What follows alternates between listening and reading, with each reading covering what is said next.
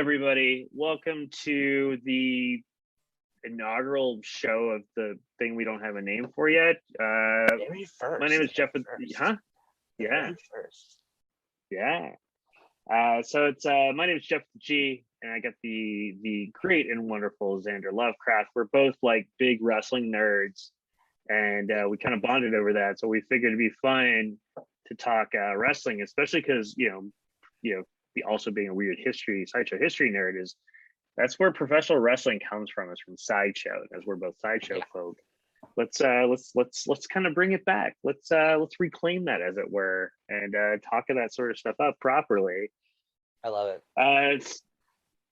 So we figured to talk about some of the fun stuff because we really got into a thing because one of our favorite wrestlers, our mutual favorite wrestlers, was just recently released, which kind of sucks. This came out like literally 2 days after we decided, hey, let's try doing this thing. I'm sure we'll come up with something to talk about. Yeah, right. Like, maybe not that much to talk about. Like, maybe don't throw that at us. But yeah. The Bray Wyatt, aka Wyndham Rotunda, was future endeavored from the WWE for some reason. Budget cuts. The type of budget cuts a company doing a massive financial year, just happen to do all the time. I mean, there's some people I go, all right, cool. I like some of the bigger names that had gotten released earlier. You're going, wow, they got rid of Braun Strowman, but also I went, yeah, Braun Strowman, like creatively speaking, he can only really do one thing, and so after a while, you get tired of seeing that one thing, versus somebody like attraction, yeah, as opposed to someone like Bray, who's like super creative, came up with multiple like iterations of his character in different ways and made it interesting and intriguing, and got people who weren't into wrestling again because of the way he did stuff. He brought people to screens. I have not seen someone who puts so much into their work outside of their work, because he's just constantly writing down notes and like you hear it from like the guys that he worked with, like the tattoo artist who drew the initial drawings what become the Fiend mask. He's like, he just came in with all these just notes and scribbles and ideas and images. It's like, it's the amount that he just like focuses on exactly down to the last T what he wants his persona to be outwardly towards the fans. It's incredible. No, it's I kind of talked to this when I talked to him, like because I actually had the chance to meet him, and the rest of and I met him and the rest of the Wyatt family. So I met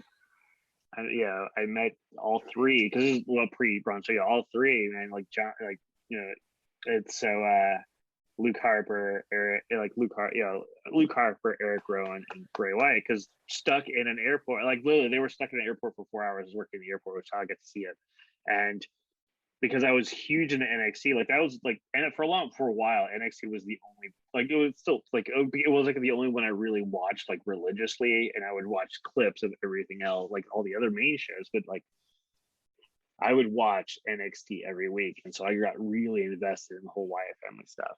And so when they were right before they got called up, they were part of the touring, and so I just like literally just saw them walk around the airport. Then I saw that I happened to go see Bray, and he was off talking to somebody on the phone. So I went, all right, cool, on the phone. I should keep an eye on him. We'll work on the stuff over here. And once you get off the phone, he's kind of looking around. I'll just shake my hand and say, hey.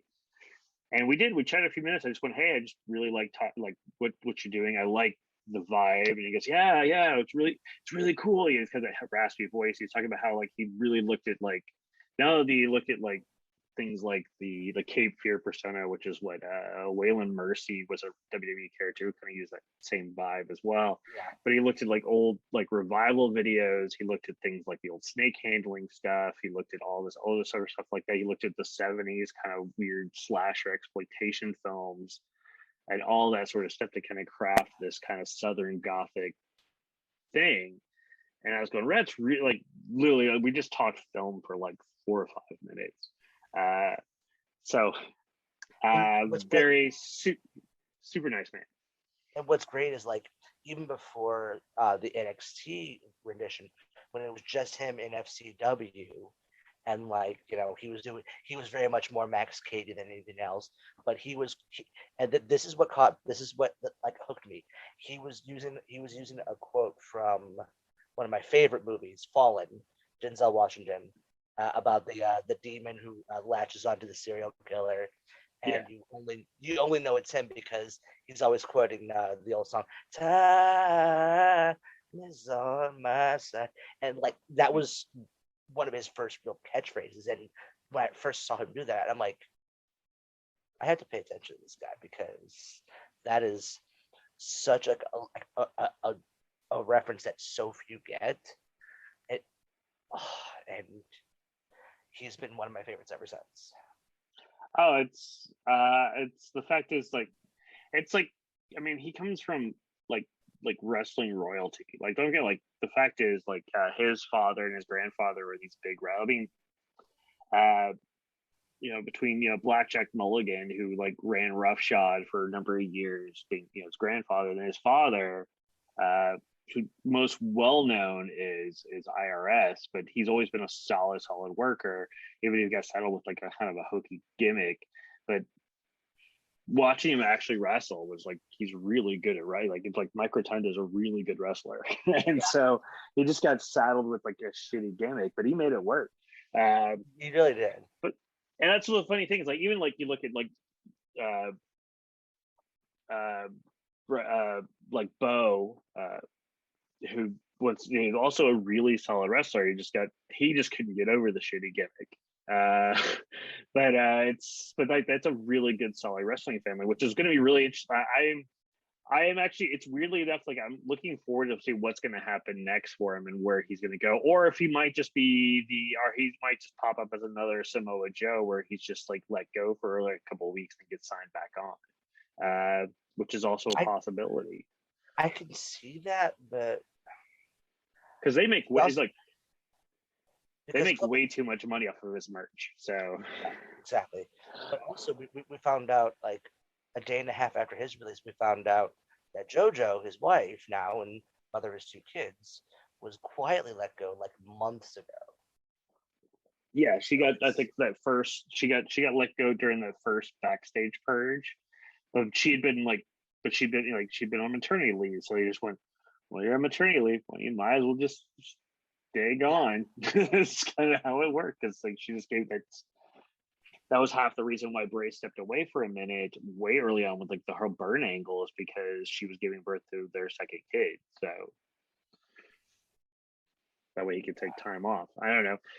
There have been rumors. Fact is that Bray got super protective with his character, so much so that like anybody would try to talk.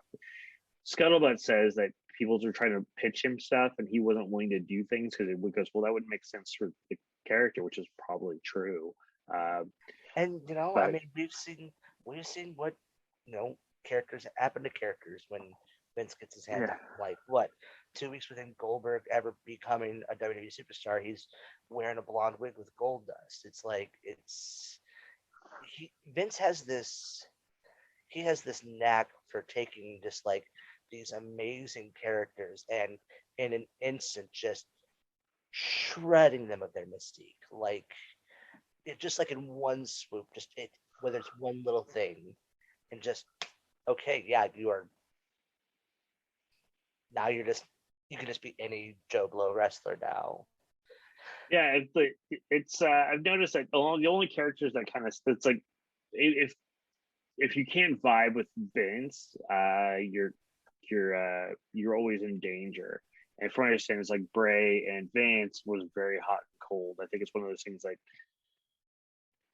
at some points where Vince couldn't deny some of the stuff. He goes, well, okay, I mean, I can't deny looking at numbers, but then probably stuff to go, all right, cool. Now I want you to lose cleanly as the demon to such and such to Joe, like to Riddle. I'm using Riddle as an example. I'm not saying Riddle, like some random person who just popped in.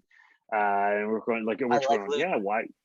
Like losing to Goldberg in less than 5 minutes. Yeah, that sort of stuff. I'm sure that wasn't.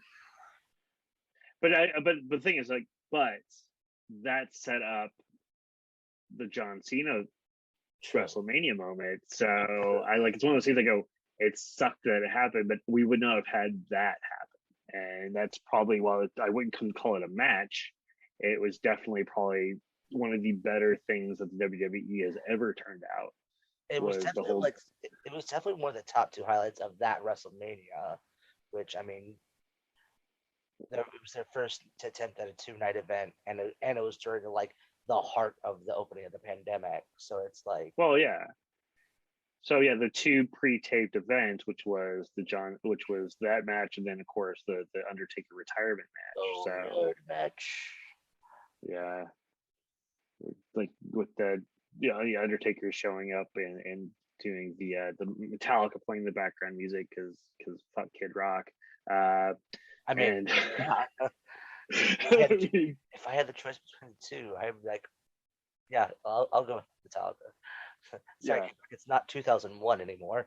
Well, yeah, don't get me wrong, Kid Rock's very conservative, as is Vince, but at least Metallica still has a maintained relevancy. But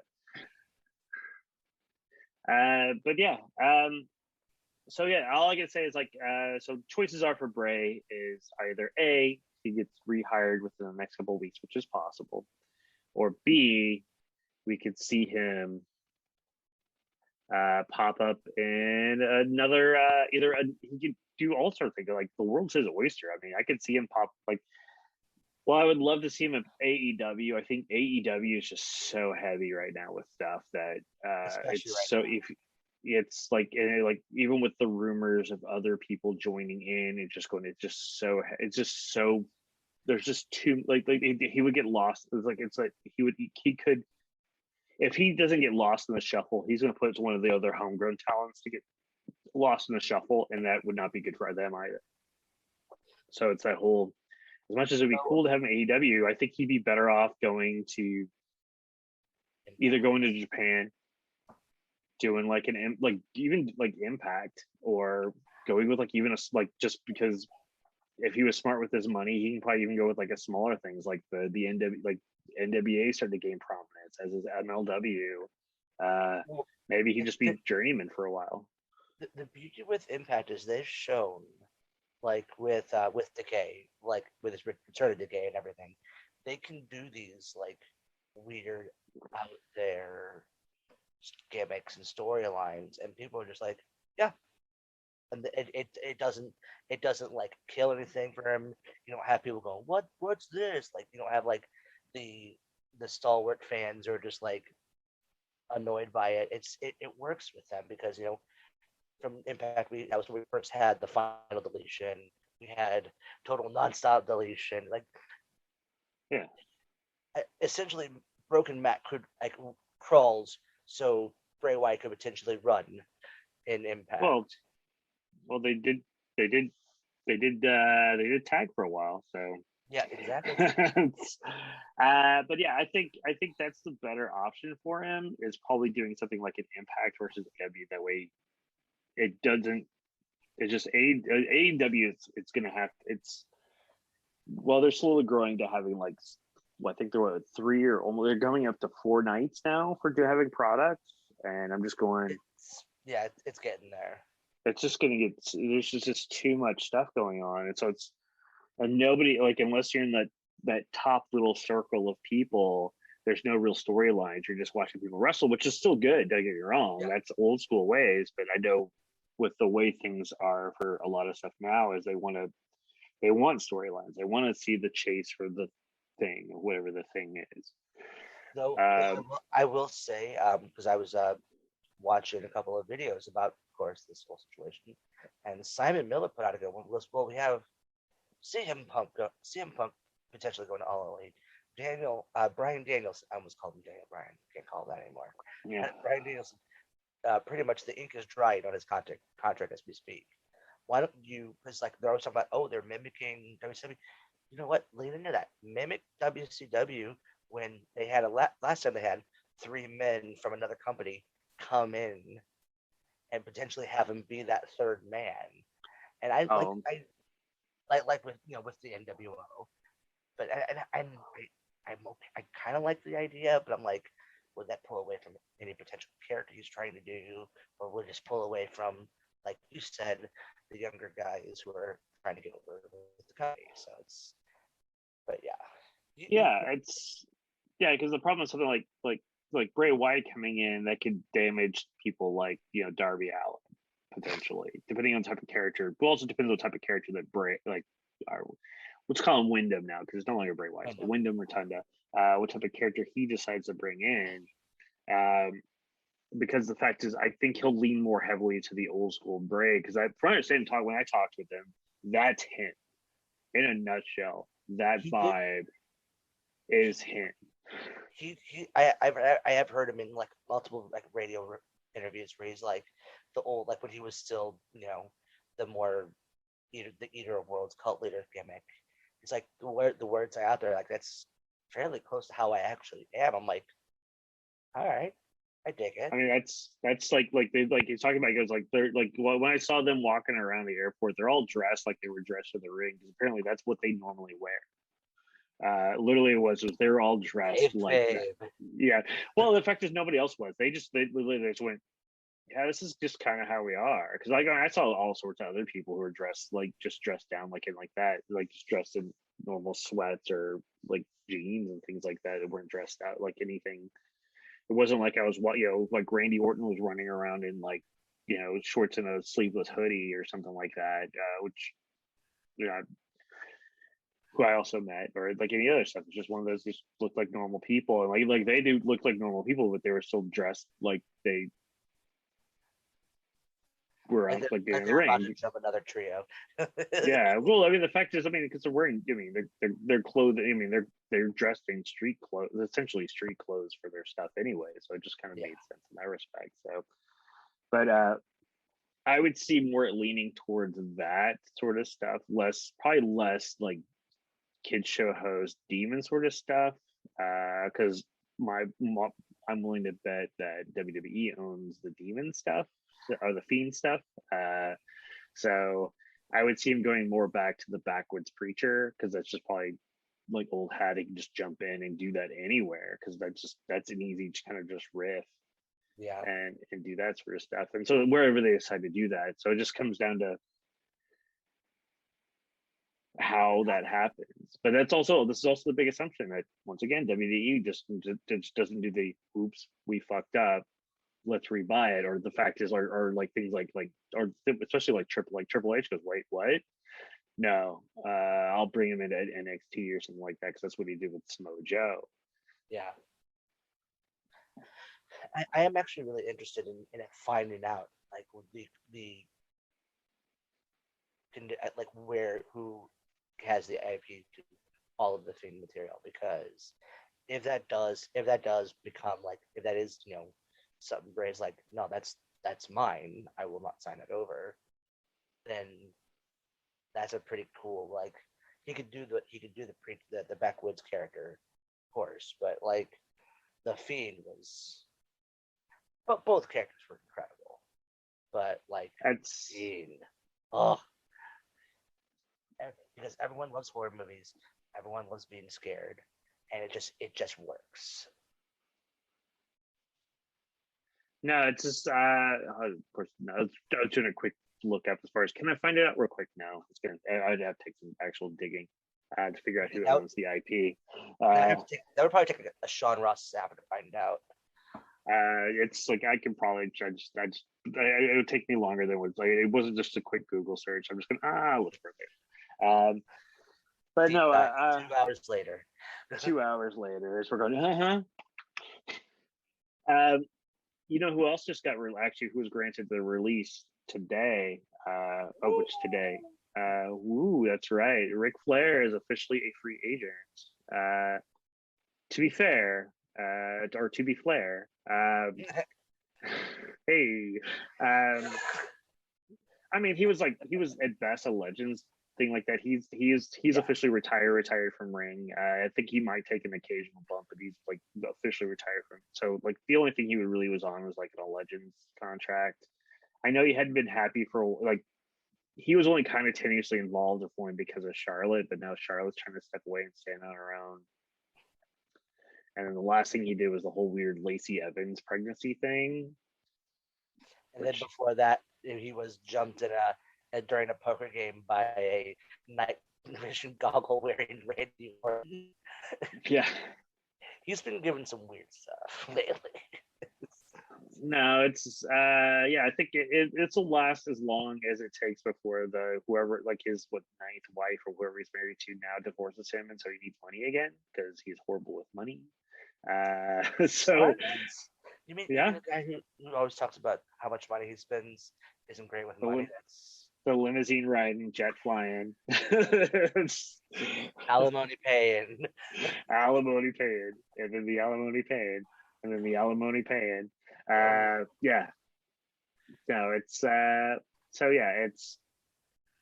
I think it'll last as long, or I suspect he'll probably get snatched up probably by one of the other companies that will. I mean, it wouldn't surprise me. They like of all people probably get snatched up to be in a coach or mentor role would probably be AEW just maybe put him over like pairing him up to be the guy over like pairing him up with like Ryan Nemeth and the Wingmen would be a lot of fun. That would fit very much in that vibe and probably give them some credence to let them elevate. Even though I really don't like that gimmick at all for all those people in general, but that's an easy. I'm not a Nemeth fan as it is, so I mean, it's like he's the cut. He's a cut rate of his brother, obviously. So the thing I do like about AEW is they have this like everyone gets upset. Oh, they're just hiring all the WWE legends. Yeah, but they're not putting them in the ring. They're giving them like these really great chances of like helping other current like wrestlers out. Like the Sting Darby Allin partnership is one of my absolute favorites because it's just like it's punk rock skater and his old as fuck pissed off dad. It's like he got tired of his watching his kid be. He's like, you know what? I'm gonna come in there. I'm gonna kick your guys' asses with my son. Yeah. It's actually it's one of those things that on paper you're going what, and then you see it and you go, oh, okay, I get it now. Because on paper you're going Sting and Darby Allin. It's like one thing is like if Vampiro was around, I go, yeah, Vampiro and Darby Allin, of course that works. But like Sting is good. Even like with the Crow Sting is what he's been for now. Is like even that version of that character. You wouldn't think that he's like a little too old, and like he's a little too old to be hanging out with the skater punk kid. But no, it works out well. I mean, but that's like all of it. Like even I don't understand you skater kids, but you guys are okay. Yeah, kind of. So it's like it's really fun. Like, or even things like with Matt Hardy going over to AEW, like literally he's lending his name to take care of like the homegrown talent to get them over, helping them get over using his name. So things like Private Party and whatnot, he's just going to hear these people go do stuff, and they're the ones doing stuff. And that's another partnership that just makes sense. Like Private Party are like the most Hardy like tag team since the Young Bucks were younger. Like it's they do all the high flying moves.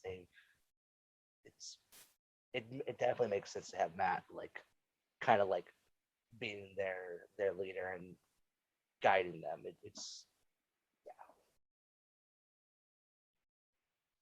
No, that's like I would give the thing like for the most part for any like even like the WWE talent that has been going over outside the initial run of people like because like they needed Jericho to be active when they first started out. They needed Cody to be active. But those are also people that would step up. Like they're people who can still go. So that's the reason why it works. And even like Matt Hardy can, and even with Christian coming over and stuff like that. But even then, he's still pairing up with people to make sure that they get over with they get over with him. That sort of stuff. They're not just having these. They're not like the old WCW days when the WWE come people and just fight on their own and don't really involve the WCW people except tangentially for a while. So they're being very like that in that respect. I think probably the head office realizes that, and so that's why they're making sure that there's a lot of integration. I actually had joked about the whole Christian Cage with Jurassic Express. Yeah, Jurassic Express. Like, oh, now they have 2 dinosaurs. That's awesome. Yeah, hey, yeah. But I say that as someone who's been like a Christian fan since day one. Oh, me too. I've always been huge. It's one of those things like, was like way back because like I've been, because being around for quite like I was there like I've been watching since forever, and so I remember when like the trio tag teams were like trying to show each like up, and they always talked about the 3 teams like the Hardys, Edge and Christian, and like Dudley's. And it was funny how they're always talking about like they're trying to push one, and yet the other one ends up being a little bit more dynamic in retrospect because of the issues. So things like Edge and Christian, they like when they tried to break them up, and they wanted to bank Edge, and Edge is good. So Christian pivoted and like became so like the whole Captain Charisma stuff like, stood out so much more because he had to rely on sort of stuff. Same thing with like Jeff and Matt. Because it's that whole sort of thing. It's like you get the one partner who's just the work rate machine or the spot machine, and then you have the other guy has to go, well, I gotta start talking. Exactly. Yeah. And so like both of them, like in that respect, had to really step up in other avenues, and it worked out well. So I know so far I've been really happy with how I've been happy with how AEW has been booking their sort of stuff. But at some points, it's just going to be they're just going to be so saturated that they're. I mean, I don't even want to look as far as how much they're spending on things because they can't. I don't see them unless they got some ridiculous TV deals. They're if they're making even, I'd be surprised. Yeah.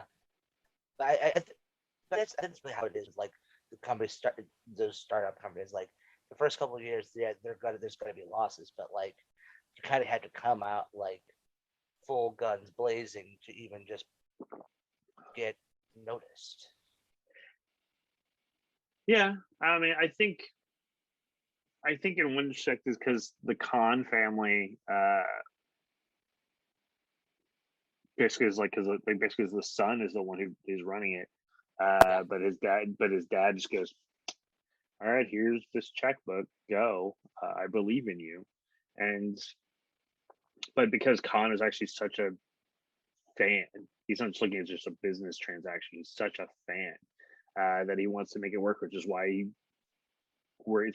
he hired basically the elite, for lack of a better term, because that's really the best way to do it. Because that's basically what he did. All right, the elite, you guys know how to make this work because between all of them, think like Cody.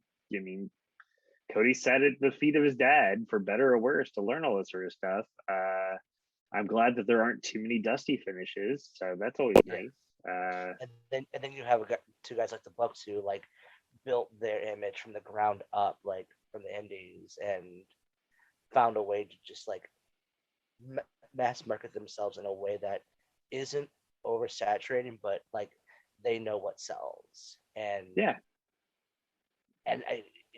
Matt's always crediting his wife. It's like she's the one that's come up with most of the ideas and for what to sell. And it made it's like it's weird. Like, okay, yeah, let's have all these like wrestlers, as the executive vice presidents, but they all come from different viewpoints. Like you have, like you said, Cody, who sat with his father, and you have the Bucks who did it on their own in the indies, and you had Kenny who went to Japan to make his name. And it's like, yeah, let's just throw all this shit together and see what sticks to the wall, and it's thankfully working.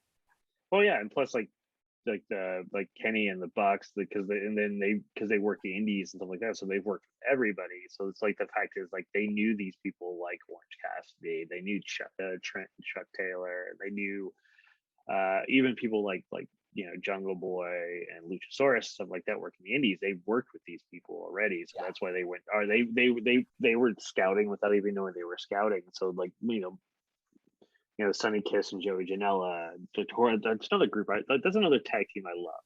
I love Sonny Kiss. I love Sonny Kiss and Joey Janela. Oh my god, it's like the ultimate like odd couple team, but they totally like. But as opposed to the asshole where they like it's like you always see those odd couple teams where they don't get along. But these two, they get along perfectly. But you're also going at a glance, you're going, what's going on there? Because it doesn't make like at a glance they don't make sense. But you watch a wrestler does, and you're just going, they're just people just very different. That apparently they're like just best friends, and so yeah, and it's so wild because like you're any other like Fed, and they would probably be like a top 3 team.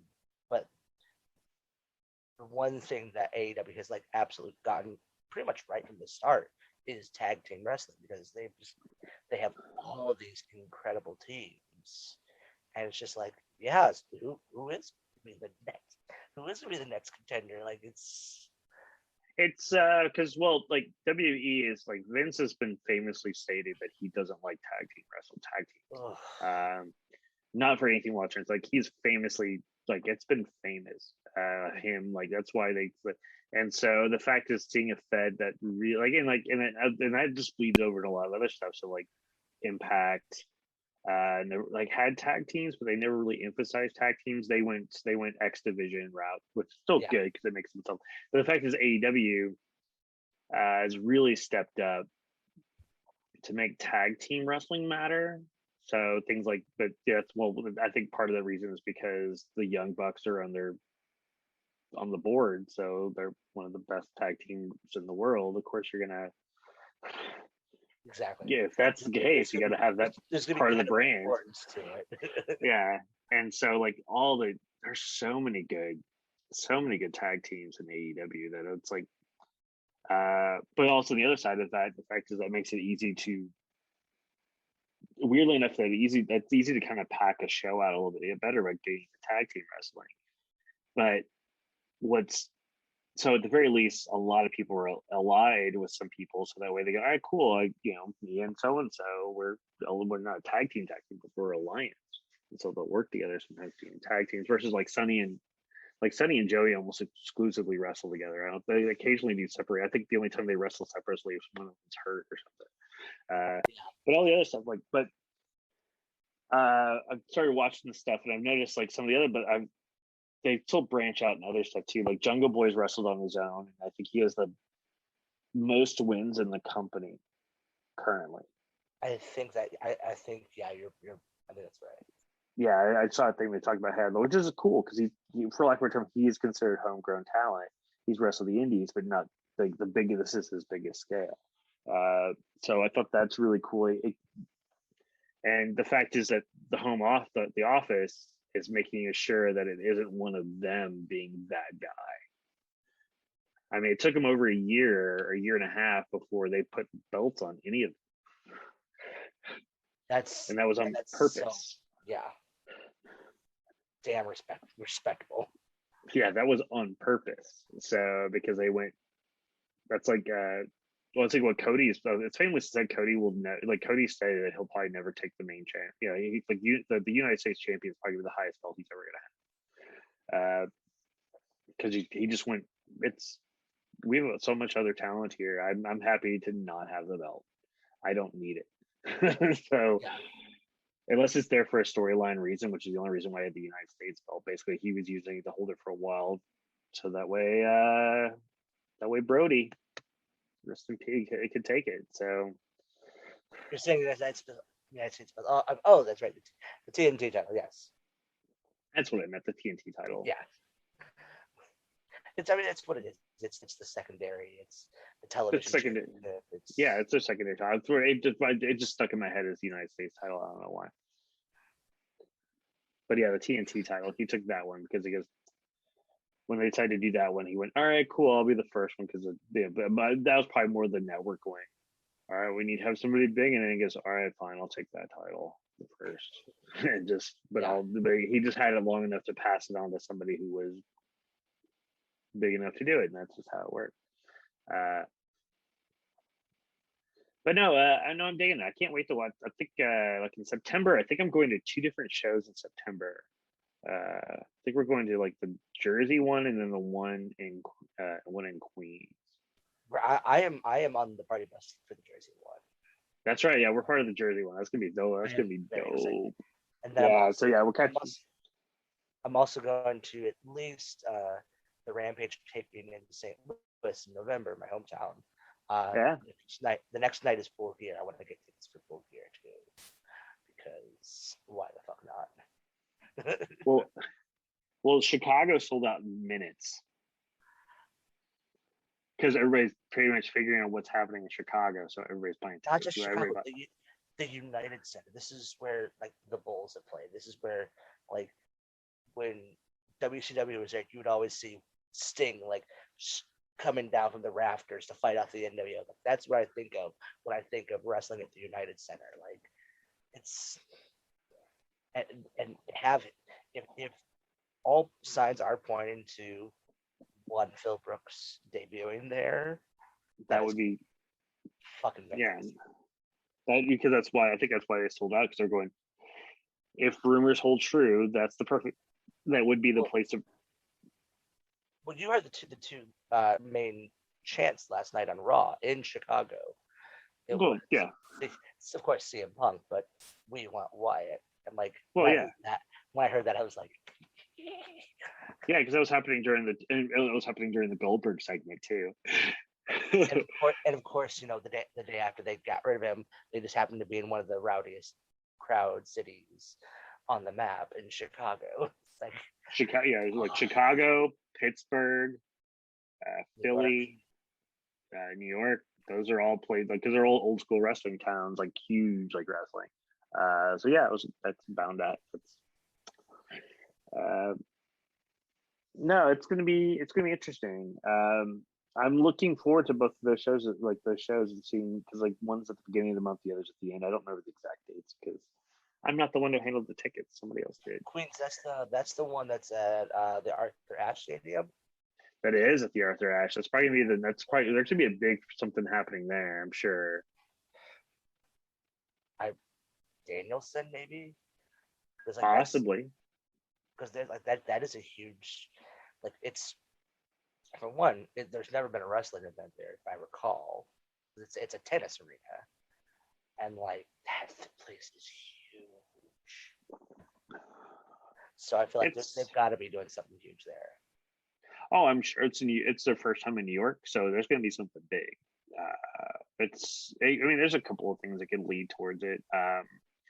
It's too soon for 90 days for a certain person, but it is after 90 days for several people got released earlier this year. So there could be some other things popping up, but I figured Danielson's the most, if he truly did sign, because once again, this is all. Yeah. Until somebody says it, until somebody says it's not happening. But yeah, that would be the place for him to, like, that would be the perfect place for him would be there, because it's a marquee town and it's a marquee place. So that's the reason why it's like that. So it's like saying, like Chicago, if they did sign CM Punk, that is where he would pop up.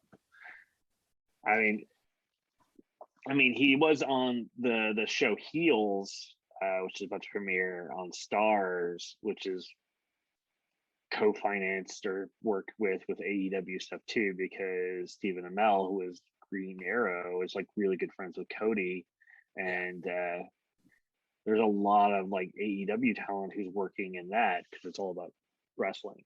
So that's something like, I think, like, I've heard a little bit about that show. I want to check it out. I need to. I just I have to get Stars to do it, and I just don't. I'm basically going, cool. I'll wait. I'm going to wait till like 4 or 5 episodes in, and I'm going to do that 1 week free and just watch them all right in a row and cancel right afterwards. binge that, binge American Gods, and they're like, okay, we're good. Yeah, no, no. Once they got rid of the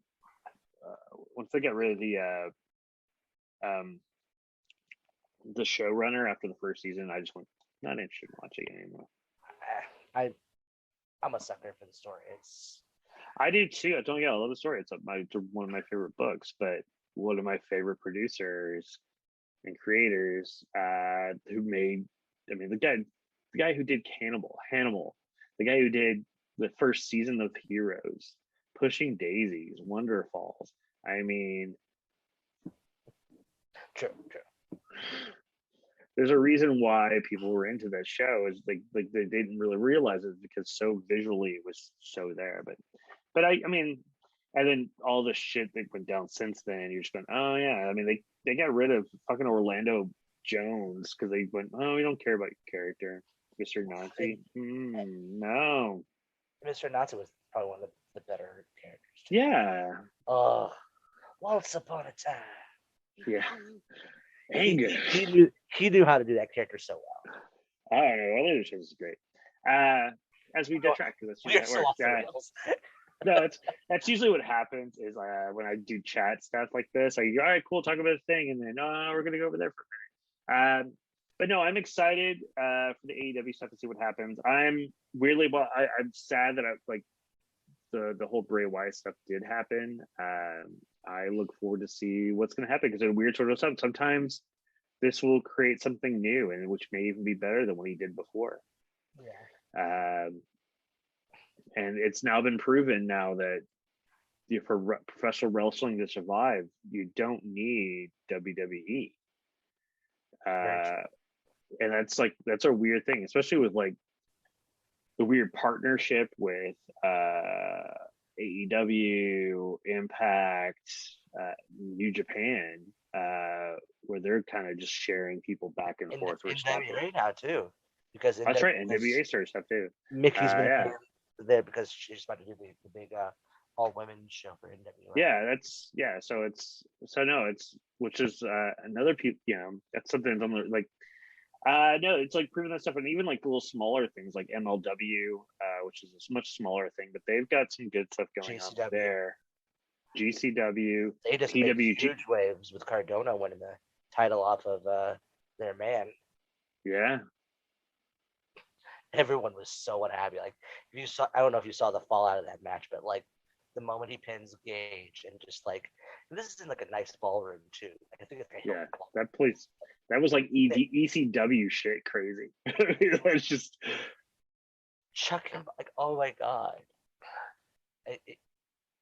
It almost brings it back to like the old days of like, Larry Zbyszko was stabbed by a fan once because they were so into the storyline that he was doing at the time. Yeah, it's like an old show from Puerto Rico or something where like it's just shit like that. Oh shit! No, it's like Ken Carlos Colon. Yeah. PWG just came back and did their first live shows and stuff happened. And Malachi Black, our friend Tommy N, Malachi Black popped up on that show, and it's the first time he did that play them since like 2015. And reunited with Brody King to knock the returning Super Dragon out. Yeah. I love wrestling. I do too. It's like I literally it pops up in my feed all the new stuff, and I go, all right, cool, and then I'll find the clips and I'll watch the clips online because like some of the stuff is not easy to track down, and other stuff I just want to watch. I'll read about the stuff and I'll watch the certain things that seem interesting because I go, all right, cool. I don't want to watch. I just want to watch storylines or stuff like that, so I'm not into. Now like AEW, because a lot of it's just wrestling, it makes it easier just to watch. I don't have to worry about storylines for a lot of it, or the storylines are nice and simple, which I also like that too. I mean, like I love the 6 labors of fucking Jericho shit. It's entertaining the shit out of me. But they like AEW doesn't try to get super complex with their plots, which I've been enjoying. Yeah. I think he's got 2 more. Jericho has 2 more things left, and so for his labors. His next one is movie where he has to beat him after doing a top rope move. Yeah. It's been a while since Jericho really worked top rope stuff. So yeah, even the Lion Celt's only second rope. Yeah, no, I think like I've been enjoying like watching this because like really it's good. All right, cool. Let's feel like not gonna lie, like working wrestlers today, Jericho really is like one of my favorite wrestlers of all time. Like a working wrestler because he can work so many different styles. And I have my personal issues with him, but he is still one of my favorites. Yeah, I mean he's a master on the mic and he can work many different styles, which I'm enjoying is watching these labors is you're having to watch him perform all these different styles of wrestling.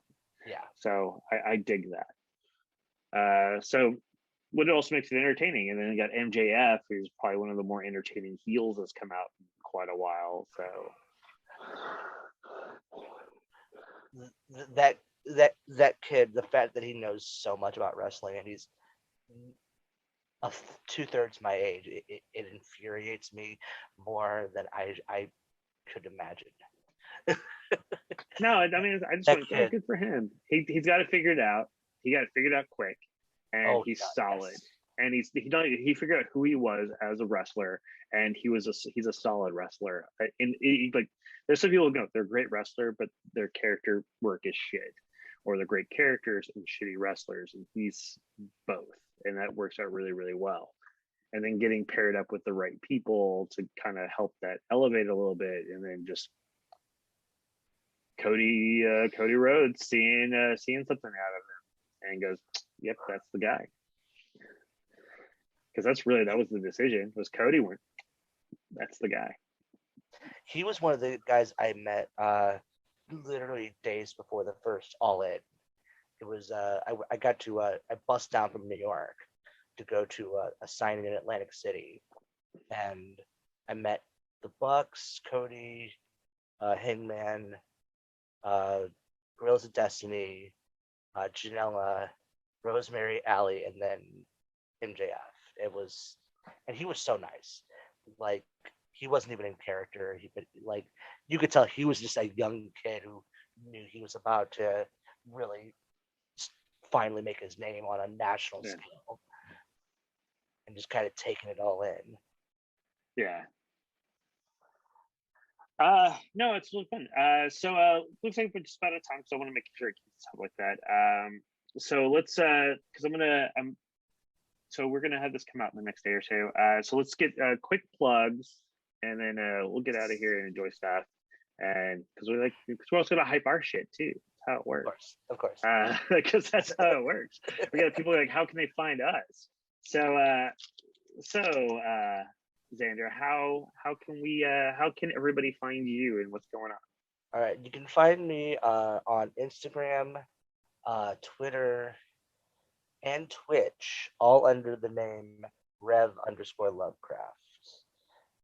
I'm not doing that much with my Twitch right now because I'm on the road, but usually on Fridays you'll see me do a post game for what else you'll find me at, which is if you're in New York. Fridays, Saturdays, and Sundays, you can find me at the Coney Island Circus Sideshow, where I am one of the performers, the main cast members there. 1 to 8 p.m. Last ticket sold at 7 p.m. You come with your mask, and I believe now you have to show proof of your vaccination. Yeah, that just happened like today. I'm so glad about that, by the way. But, no, it's well, technically it doesn't come into play. I think they said like New York, like the 13th is when businesses are supposed to start enforcing it, but the city isn't enforcing it until like Labor Day. Yeah. Basically, there's a ramp up. It's good. Some places are already last chance. Yeah. But so find me there, and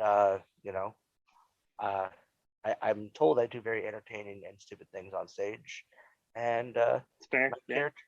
My character work might be familiar to those of you who know one of the performers we were talking about today. So it's a lot of fun. I rather enjoy character. I come at least once a week to watch the show because I love watching your bits. I love seeing whoever else might pop in. So it's also fun to catch that sort of stuff so I can see people I'd never seen because I've been living in Texas for so long, where nobody travels to Texas, and the sideshow people in Texas are if they're like people like myself, a few handful of people, or the old sideshow, like the mid-90s sideshow people who don't perform anymore. So it's like they're there going, oh yeah, there's so and so.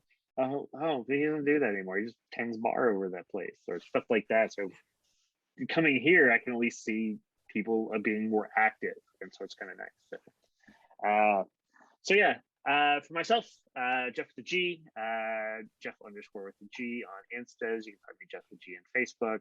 I am on Twitch, which this will probably be broadcast on Twitch along with Facebook, at Carny Show, where I showcase lots of weird stuff like the weird, the wild, and the wonderful. I showcase cool, weird acts also as well, including some sideshow variety acts, weird music you probably never heard of, all sorts of fun stuff. So tune in, and you guys like what you see, let us know, because we'd like to do this again. Maybe we might have some extra guests coming on. Maybe we might do this live so we can have questions back and forth with people. Maybe between the handful of us, between us, maybe we can actually get one of the wrestlers that we've talked about. Unlikely, but it's nice to dream. Let's reach for the stars, but let's still remember we are so new at this. No, but I do know some professional wrestlers on much smaller scales I can probably bring on at least, because I know some Texas wrestlers. So maybe, I don't know, but yeah, everybody be safe, be cool, be groovy, and always keep drinking. Bye. Bye.